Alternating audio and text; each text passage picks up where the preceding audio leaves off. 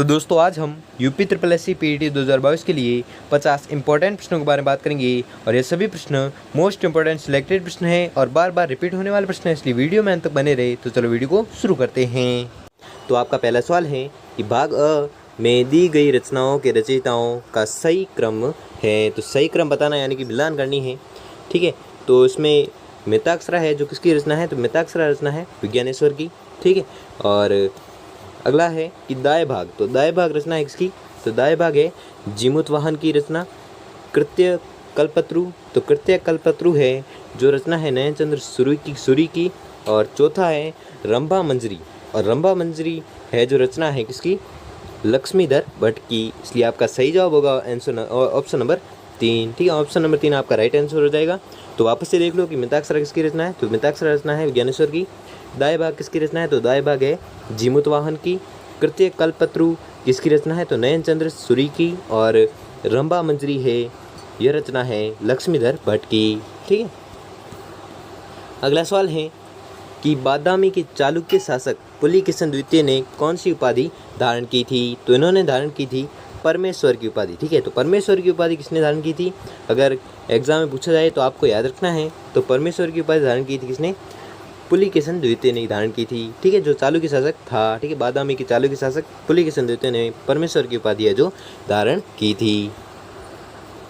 अगला सवाल है कि कोणार्क सूर्य मंदिर का निर्माण किसके शासनकाल में हुआ था, तो यह हुआ था किसके शासनकाल में, तो यह हुआ था गंग शासक नरसिंह देव के शासनकाल में, ठीक है। तो गंग सिंह नरसिंह देव के शासनकाल में क्या हुआ था, तो यह हुआ था कोणार्क सूर्य मंदिर का निर्माण हुआ था, ठीक है। तो कोणार्क सूर्य मंदिर का निर्माण किसके शासनकाल में हुआ, तो आपको याद रखना है इसका निर्माण हुआ था गंग शासक नरसिंह देव के शासनकाल में। इसको वापस जूम कर देते हैं, ठीक है।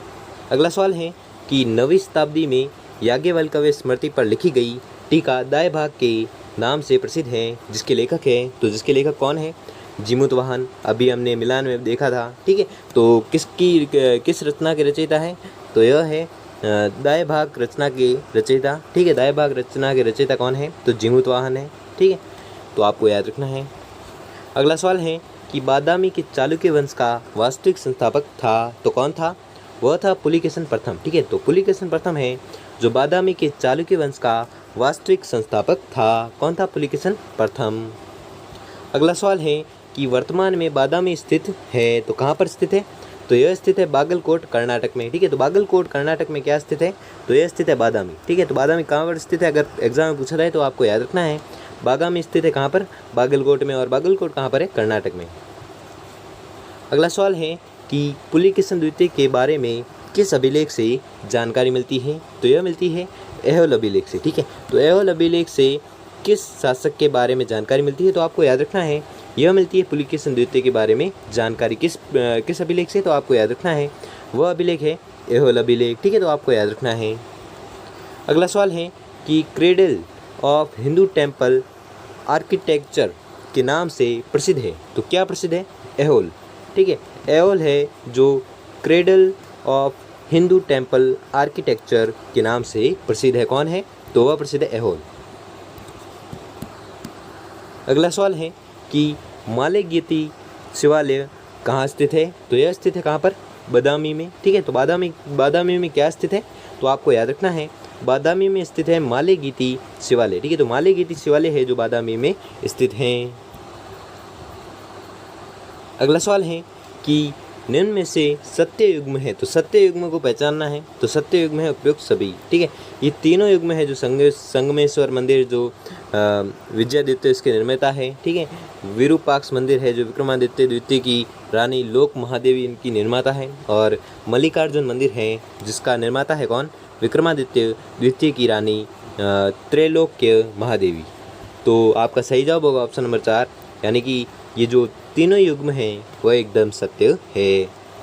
और इसमें देखिए तो इसमें नोट है कि पाटदकल के मंदिर समूह को 1987 में यूनेस्को की विश्व विरासत की सूची में शामिल किया गया था। कब किया था, तो ये किया गया था 1987 में किया गया था। किस मंदिर समूह को, तो आपको याद रखना है वह है पाटदकल के मंदिर समूह को। अगला सवाल है कि तेलुगु लेखक व कवि नानन्य भट्टार का वेंगी के किस चालुक्य शासक के दरबारी कवि थे? तो आपको याद रखना है वह थे राजा राजा नरेंद्र। ठीक है, राजा राजा नरेंद्र है जो चालुक्य शासक के दरबारी कवि थे। कौन थे? राजा राजा नरेंद्र। ठीक है, तो प्रश्न क्या है कि तेलुगु लेखक व कवि नानन्य भट्टार का वेंगी के किस, तो वेंगी के राजा राज नरेंद्र है जो चालुक्य शासक के दरबारी कवि थे। और इसका नोट है, नोट पढ़ लेते हैं। नोट है कि आंध्र महाभारतम व आंध्र शब्द चिंतामणि इनकी प्रमुख रचनाएं हैं। तो इनकी जो रचनाएं हैं उनका नाम है आंध्र महाभारतम व आंध्र शब्द चिंतामणि। ठीक है, एक किनकी रचना है तो आपको याद रखना है, यह रचना है राजा राजा नरेंद्र की। अगला सवाल है कि कुदाला संगम किस समाज सुधारक का समाधि स्थल है? तो आपको याद रखना है यह है बांसवाना का। ठीक है, तो बांसवाना का समाधि स्थल कौन सा है? ठीक है, तो बांसवाना समाधि स्थल है वह किस समाज सुधारक का है? तो आपको याद रखना है कुदाला संगम है जो बांसवाना समाज सुधारक की समाधि का स्थल है। ठीक है, कुदाला संगम है जो किस समाज सुधारक का समाधि स्थल है? तो आपको याद रखना है वह है बांसवाना की। ठीक है, तो बांसवाना की समाधि स्थल है क्या? कुदाला संगम। अगला सवाल है कि कल्याणी के चालुक्य वंश की राजधानी मानेखेत से किसने कल्याणी स्थानांतरित की? तो यह की थी सोमेश्वर प्रथम ने। ठीक है, तो सोमेश्वर प्रथम ने क्या किया था? तो सोमेश्वर प्रथम ने किया था कल्याणी के चालुक्य वंश की राजधानी मानेखेत से कल्याणी स्थानांतरण की थी। किसने की थी? अगर एग्जाम पूछे तो यह की थी किसने? सोमेश्वर प्रथम ने की थी। ठीक है, तो आपको याद रखना है। अगला सवाल है कि चोल रूपी गज के लिए केसरी किसे कहा गया है? तो आपको याद रखना है यह कहा गया है जय सिंह द्वितीय को। ठीक है, तो जय सिंह द्वितीय को क्या कहा गया है? तो जय सिंह द्वितीय को कहा गया है चोल रूपी गज के लिए केसरी कहा गया है। किसे कहा गया है? तो आपको याद रखना है यह कहा गया है जय सिंह द्वितीय को। ठीक है, अगर एग्जाम पूछे कि चोल रूपी गज के लिए केसरी किन्हें कहा गया है तो आपको याद रखना है वह कहा गया है जय सिंह द्वितीय को। और इसकी नोट है इसमें है कि बेलगांव अभिलेख में जय सिंह द्वितीय को चोल रूपी गज के लिए केसरी कहा गया है। ठीक है, किस अभिलेख में? अगर अभिलेख का पूछे तो बेलगांव अभिलेख है। ठीक है, इसको जूम आउट कर देते हैं वापस से, प्रश्न सही दिखे। अगला सवाल है कि सुमिलित कीजिए। तो सुमिलित करना है। ठीक है, तो सुमिलित करना है तो पहला है ग्रंथ और रचनाकार। ठीक है, तो ग्रंथ ये है कि मानसोलास ग्रंथ है जो किसके द्वारा रचित है? तो मानसोलास ग्रंथ है वह रचित है सोमेश्वर तृतीय के द्वारा। और चंद्रप्रभा चरित है वह है श्रीधर आचार्य द्वारा रचित है। और कर्नाटका कल्याणकार का वह रचित है जगदल्ला सोमनाथ द्वारा। और मदन तिलक है जो ग्रंथ वह रचित है किनके द्वारा? चंद्रराज के द्वारा। ठीक है, तो आपका सही जवाब होगा ऑप्शन नंबर 1। ठीक है, ऑप्शन नंबर 1 है जो राइट आंसर हो जाएगा। वापस से एक बार देख लो कि मानसोलास है जो सोमेश्वर तृतीय द्वारा रचित है। ठीक है, और चंद्रप्रभा चरित ग्रंथ है जो श्रीधर आचार्य द्वारा रचित है।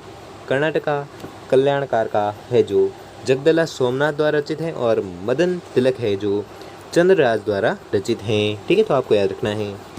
अगला सवाल है कि 12वीं शताब्दी में बिज्जल ने कल्याणी पर अधिकार कर लिया और यह किस वंश का था? तो यह था कुलचरी वंश का। ठीक है, कुलचुरी वंश का था। कौन था? तो यह था बिज्जल। ठीक है, बिज्जल था। वापस से प्रश्न पढ़ो कि 12वीं शताब्दी में बिज्जल ने कल्याणी पर अधिकार किया। ठीक है, तो बिज्जल ने कल्याणी पर अधिकार किया। कहाँ पर अधिकार किया? तो यह किया था कल्याणी पर अधिकार किया था। ठीक है, और बिज्जल किस वंश का था? तो आपको याद रखना है बिज्जल वंश का था कलचुरी वंश का था। ठीक है, कलचुरी वंश का कौन था? तो आपको याद रखना है कलचुरी वंश का था बिज्जल। अगला सवाल है कि अभिलेखों में किस चालुक्य शासक को भुजबलवीर कहा गया है? तो यह कहा गया है सोमेश्वर चतुर्थ को। ठीक है, तो सोमेश्वर चतुर्थ को क्या कहा गया है? तो आपको याद रखना है सोमेश्वर चतुर्थ को कहा गया है भुजबलवीर। ठीक है, भुजबलवीर है जो किसे कहा गया है? सोमेश्वर चतुर्थ को कहा गया है। और ये चालुक्य शासक है। ठीक है, तो आपको याद रखना है। अगला सवाल है कि कन्नड़ साहित्य के त्रिरत्न कहा जाता है। तो किन्हें कहा जाता है? राणा, पंपा और पोना। ठीक है, राणा, पंपा और पोना ये तीनों हैं जिन्हें कन्नड़ साहित्य के त्रिरत्न कहे जाते हैं। कौन कहे जाते हैं? राणा, पंपा और पोना। ठीक है, ये तीनों हैं जो त्रिरत्न कहे जाते हैं। किस साहित्य में? तो कन्नड़ साहित्य में कहे जाते हैं। अगला सवाल है कि देवालय चक्रवर्ती कहा गया है। तो किन्हें कहा गया है? यह कहा गया महादेव मंदिर इटागी। ठीक है, महादेव मंदिर को देवालय चक्रवर्ती कहा गया है। और इस महादेव मंदिर ये कहाँ पर स्थित है, तो आपको याद रखना है यह स्थित है इटागी में। ठीक है, तो इटागी में स्थित महादेव मंदिर को देवालय चक्रवर्ती है जो कहा गया है। और इसका नोट है कि यह मंदिर विक्रमादित्य षष्ठम के सेनापति महादेव ने बनवाया था। ठीक है, तो आपको याद रखना है। इसका निर्माण अगर पूछे तो निर्माण करवाया था विक्रमादित्य षष्ठम के सेनापति महादेव ने इसका निर्माण करवाया था। किस मंदिर का, तो महादेव मंदिर का, जो कहाँ पर स्थित है, इटागी में स्थित है। अगला सवाल है कि चालुक्य विक्रम संवत की शुरुआत किसने की थी, तो यह की थी किसने, विक्रमादित्य षष्ठम ने। ठीक है, तो विक्रमादित्य षष्ठम ने चालुक्य विक्रम संवत की शुरुआत है जो की थी, किसने की थी, विक्रमादित्य षष्ठम ने की थी। अगला सवाल है कि दक्षिणापथ में वकाटक वंश के शासन का संस्थापक था, तो कौन था, यह था विद्याशक्ति। ठीक है, तो विद्याशक्ति है जो दक्षिणापथ में वकाटक वंश के शासन का संस्थापक था, कौन था, विद्याशक्ति। और इसकी व्याख्या है कि विद्याशक्ति ने 3वीं सदी के मध्य में अपने राज्य की स्थापना की थी। ठीक है, तो आपको याद रखना है। अगला सवाल है कि अजंता की गुफाएं किनके शासनकाल में निर्मित हुई, तो यह हुई थी उक्त एक और उक्त दोनों के शासनकाल में, सातवाहन वंश और वकाटक वंश के हरिसेन के समय, इन दोनों के वंश के समय हुई थी। किस गुफाओं का निर्माण हुआ था, तो अजंता की गुफाओं का निर्माण हुआ था। ठीक है, तो अजंता गुफाएं हैं जो सातवाहन वंश और वकाटक वंश के हरिसेन के समय में निर्मित हुई थी। कौन सी गुफाएं, अजंता की गुफाएं। अगला सवाल है कि श्रवण बेलगोला जो कर्नाटक में स्थित है, देखो श्रवण बेलगोला है कि इंद्रगिरी पर्वत पर गोमतेश्वर बाहुबली की प्रतिमा स्थापित करने का श्रेय है, तो किन्हें श्रेय दिया जाता है, तो यह श्रेय दिया जाता है गंग सिंह रचमल चतुर्थ के मंत्री चामुंड राय को। ठीक है, तो गंग सिंह रचमल चतुर्थ के मंत्री चामुंड राय को क्या श्रेय दिया जाता है, तो यह श्रेय दिया जाता है कि श्रवण बेलगोला के इंद्रगिरी पर्वत पर गोमतेश्वर बाहुबली की प्रतिमा स्थापित करने का श्रेय दिया जाता है। किन्हें दिया जाता है, तो चामुंड राय को दिया जाता है। अगला सवाल है कि कन्नौज के प्रसिद्ध शासक सम्राट हर्षवर्धन की दक्षिण विजयों पर रोक लगाने वाला चालुक्य शासक कौन था, तो वह शासक था पुलिकेशिन द्वितीय। ठीक है, तो पुलिकेशिन द्वितीय है जो वह शासक था जो कन्नौज के प्रसिद्ध शासक सम्राट हर्षवर्धन की दक्षिण विजयों पर रोक लगाने वाला चालुक्य शासक था। कौन था, सम्राट हर्षवर्धन की वह था पुलिकेशिन द्वितीय। ठीक है, तो पुलिकेशिन द्वितीय है जो हर्षवर्धन की दक्षिण विजयों पर रोक लगाने वाला चालुक्य शासक था। कौन था, पुलिकेशिन द्वितीय। और इसकी व्याख्या है कि बदामी के चालुक्य शासक पुलिकेशिन द्वितीय ने नर्मदा के निकट हुए युद्ध में हर्षवर्धन को पराजित किया तथा उनकी दक्षिण विजय पर रोक लगा दी। अगला सवाल है, और यह आज का अंतिम सवाल है कि ऐहोल अभिलेख का लेखक था, तो ऐहोल अभिलेख का लेखक था कौन, रविकीर्ति। ठीक है, अगर एग्जाम में पूछे कि रविकीर्ति कौन था, तो रविकीर्ति ऐहोल अभिलेख का लेखक था, या ऐहोल अभिलेख का लेखक कौन था, तो वह था कौन, रविकीर्ति। ठीक है, तो आपको याद रखना है।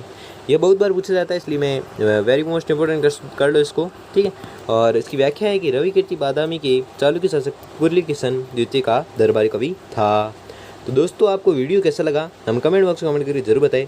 अगर वीडियो अच्छा लगा हो या आपके लिए थोड़ा सा भी हेल्पफुल साबित हुआ हो तो वीडियो को लाइक और चैनल को सब्सक्राइब कर लीजिए। धन्यवाद।